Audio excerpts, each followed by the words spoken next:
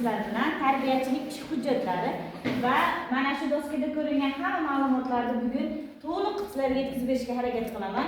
Biz tarbiyachilik ish hujjatlarini 2025-yil 29-avgustdagi Maktabgacha va maktab ta'limi vazirligi tomonidan tasdiqlangan 323 sonli buyruq asosida mana bugun tushuntirib beraman va shu eng to'g'ri usul tushunish uchun. Demak, bizda 4 ta hujjat bor. 0501, 0502, 0503 va 0504. Endi 0501da biz ilk qadam davlat o'quv dasturini joylashtirib qo'yishimiz kerak. Albatta, u lotin tilida bo'ladi. Hozircha ikkinchi nashri, qachon uchinchi nashri buyruqqa kirsa, keyin uchinchi nashrimiz olasiz. Endi 0502 esa bu oylik ish reja, ya'ni hammani o'zini ish jurnali deydi. Shuni biz faqat shifr kodini 0502 qilib fayl topganimizda imzolarni, pechatlarni direktorimizga avgustdagi pedagogik kengashda o'tkazib olamizda va shu asosda foydalanishni boshlaymiz. Endi bularni nima bo'lishi kerak? Mana shu joydan mana shu joygacha mana shu oylik rejani ichidagi narsalar yozilgan doskada. Demak, ketdi. Birinchisi, ertalabki badan tarbiya mashqlarini qanaqa qilib olib borishgacha bu yerda yozilgan. Ertalabki badan tarbiya mashqlari 1-sanadan 15-sanagacha predmetsiz bo'ladi. Ya'ni shunchaki harakatlar, turli qo'shiqlar orqali o'tkazishingiz kerak, tezda tushishi mumkin. Va 16-31-sanalarda esa predmetli bo'ladi. Masalan, fevralda 14-sigacha predmetsiz o'tasiz, 15-dan 28-29 bo'lsa, keyin predmetli o'tasiz ertalabki badan tarbiya mashg'ulotlarini. Hali nonushtadan oldin bolani qabul qilgandan keyin. Endi keyingisi oy mavzusiga qarab sizda tematika bor-ku. Ilk qadam davlat o'quv dasturida tematika bo'lgan, ya'ni mavzularning ketma-ketligi. Fevral masalan nima mavzu edi? Fiziologik yoki odatlar. G'aroyib dunyo. G'aroyib dunyo.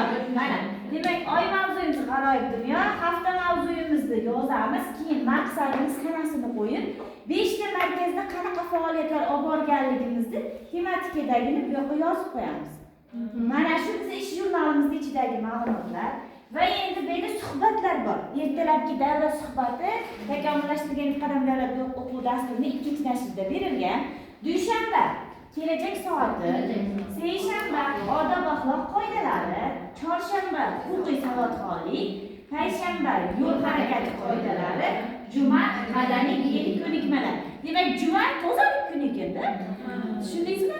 Dushanba kelajak soati, seshanba odob axloq, chorshanba huquqiy savodxonlik, yo'l harakati qoidalari, payshanba. Tushundingizmi? Demak, bu ham testda tushadi. Nasıl ko'p tezlarda tushib kelyapti. Va mana ham predmetsiz. Tarbiyachi oylik ish rejasini rejalashtirayotganda predmetli ertalabki badan tarbiya mashqlarini qaysi sanalarga joylashtirish kerak deb tushadi. Tushundingizmi? Endi keyingisi kunni birinchi yarmini biz kun tartibi asosida ilk qadam davlat o'quv dasturi asosida tuzamiz. Endi ikkinchi yarmida esa mana bu ishlarni amalga oshiramiz. Birinchisi mana sayr.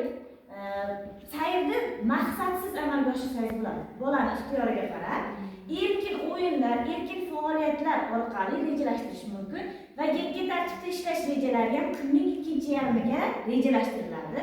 Chunki birinchi yarmida o'zi 9 gacha qabul, keyin 9:30 gacha nonushta, keyin faoliyatlar, keyin erkin o'yin bor orada. Keyin shu bilan ikkinchi nonushtamizga o'tib ketamiz. Mana kechki davra suhbat. Masalan, badiiy adabiyotda siz Zumrad Hikmat ertagini o'tgan bo'lsangiz, kechki davra suhbatida o'shani mustahkamlaysizda yozib qo'yasiz. Biz kechki davra suhbatida belgilangan mana ertak asosida suhbat tashkil qildik deysiz, bo'ldi. Endi keyingisi, ikkinchi sayrda mana ixtiyoriy o'yinlar bilan rejalashtiriladi deb yozib qo'ydim. Sayr 5 qismdan iborat bo'ladi. Hammaga, masalan, tarbiyachi kunning birinchi yarmida bolalar bilan sayr tashkil etdi. Bu sayr necha qismdan iborat degan savol tushsa, 5 qismdan iborat bo'ladi deysiz. Mana birinchisi kuzatish. Nimani kuzatadi? Jonli jonsiz. Masalan, hasharotlar mavzusida olib chiqyapsizda, kapalakni kuzatyapti, daraxtni kuzatyapti. Jonli jonsizga ajratasiz. Kapalak jonli, yana daraxt jonsiz. Tuproqni kuzatyapsiz, masalan, tuproq jonsiz. O'simliklar jonli qilib turib, xullas nima deydi, tushuncha berasiz bolaga. Keyingisi mehnat. Mehnat predmetli mehnat, predmetsiz mehnat bo'ladi bolalar bilan. Ko'pincha ish qurollari bilan olib chiqish mumkin. Bolaga 2 kilogrammgacha bo'lgan yukni ko'tartirish mumkin. mumkin, lekin 6-7 yoshli bolani mehnat vaqti 10 daqiqadan oshmasligi kerak. Tushundingizmi? Hop, keyin harakatli o'yin tashkil qilish mumkin. Sayrda keyin asosiy harakatlarni mustahkamlashga qaratilgan topshiriq berish mumkin. Qani hamma gullarga suv quysin yoki o'qisin deb erkin va keyin ixtiyoriy o'yinlarni tashkil etish mumkin. Birinchi sayrda ham, ikkinchi sayrda ham ixtiyoriy o'yinlar bor. Tushundingizmi? Faqat ikkinchi sayr ta'lim jarayoniga bog'liq bo'lmagan holatda ham tashkil etish mumkin. Endi agar sizga mana shu oy mavzusiga oid nimadir ma'lumotlar, ko'rgazmalar yoki video darsliklar kerak bo'lsa, bolaakadem.uz saytiga kirsangiz sizga tayyor mavzuga mos strategiyalar berilgan. Tushundingizmi? Demak, 0502 ish hujjatimizning ichida mana shu ma'lumotlar bo'lishi kerak va uni jadvali bor. Men jadvalini guruhga screenshot qilib tashlab qo'yaman ishlamayotganlar uchun. Endi keyingisi 0503 hujjatimiz mana. Bolaning davomatini qayd etish, ta'bir, filtr, ota-onalar to'g'risidagi ma'lumotlar. Bu ham jadval bo'ladi. Xuddi ana foizni yozib qo'ygan. Mana bolaning ism, familiyasi, keyin foizi, badal pulini foizi u. Bir bolaliga qancha, 2 bolaliga qancha. Lekin fevralda Namangan shahridagi bog'chalar 100% ga o'tdi, 2 ta bolali bo'lsa ham. O'shani foizini yozasiz. Keyin bolani daromadini qayd etish daftarini ertalab 9:00 gacha to'ldirib bo'lish kerak. Bu ham testda tushishi mumkin. Va keyin bolani necha kun keldi, masalan, bir oyda 25 kun bog'cha bo'lgan bo'lsa, 23 kun kelgan bo'lsa, shu kelgan kunini yozasiz bu yerga. Chunki kelmagan kuni onlayn daromad qilmaganligingiz uchun o'zi ko'rinib turadi. Sizda onlayn daromaddagi ma'lumotingiz bu yerdagi ma'lumotga mos tushishi kerak. O'shanda to'g'ri bo'ladi. Keyingisi endi ta'bir filtr daftarlarimiz. 3 ta daftar tutish mumkin va 3 ta daftarga ham 0503 qilib raqamlar qo'yish mumkin yoki bitta qilib tutishingiz ham mumkin. Endi ta'bir daftari nima haqida bo'ladi? Bolalarga davomatli.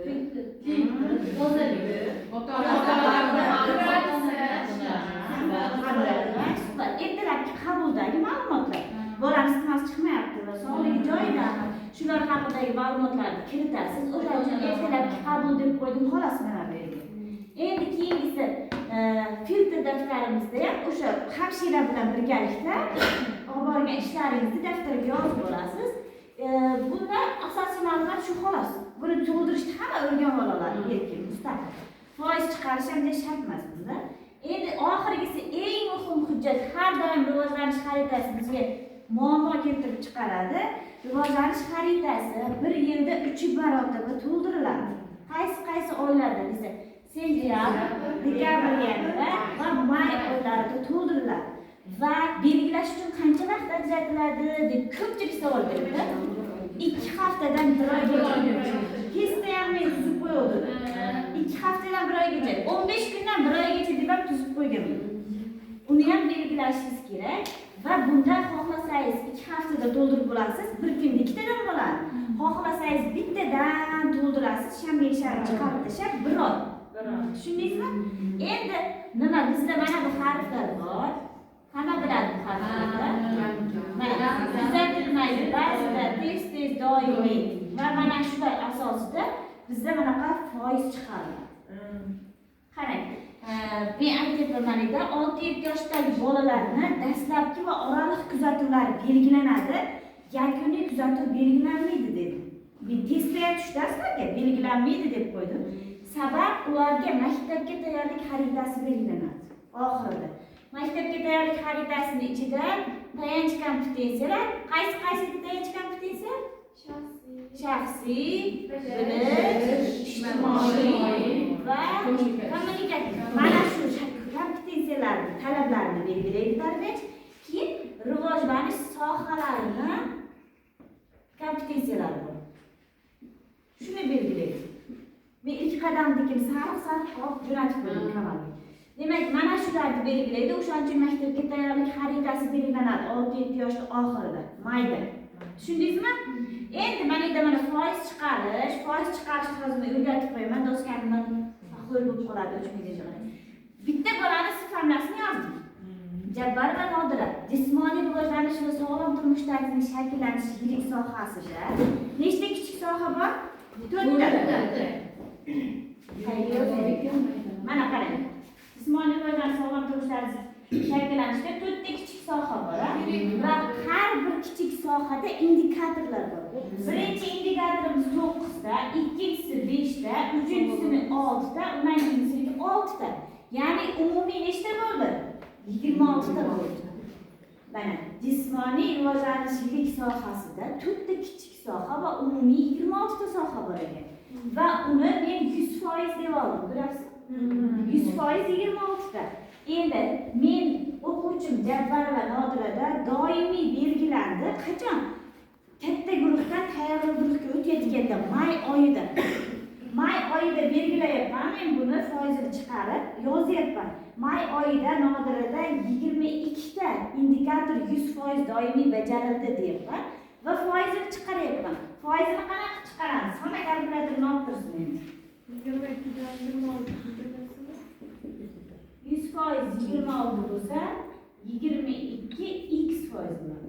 Endi buni qanaqa topamiz? 100 ni 22 ga ko'paytiramizda 26 ga bo'lib beramiz. Qani? Necha dedingiz? 100 ni 22 ga ko'paytirib 26 ga bo'lamiz.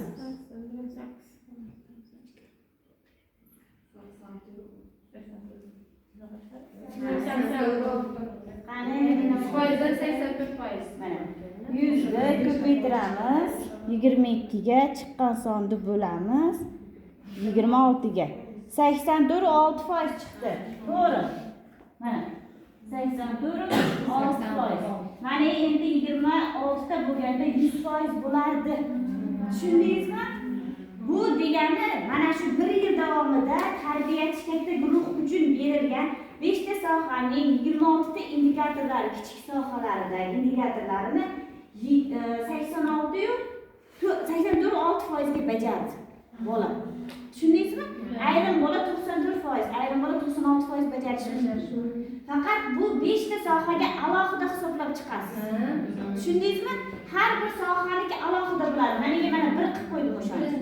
5 ta sohaniki alohida bo'ladi va mana shu bizdagi rivojlanish xaritasini umumiy tuzilishi, qanaqa qilib belgilanishi, necha kungacha belgilanishi, hammasi mana shu ma'lumotlar. Tushundingizmi? Tushundik. Hop, seshanba kuni nima haqida suhbat olib boramiz? Seshanba foydalar. Juma kunichi? Tayyorlov guruhda yakuniy xarita to'ldiriladimi yo'qmi? To'ldirilmaydi. Yo'q. Chunki maktabga tayyorlov xaritasi. Bo'ldi, rahmat. Tushunarli.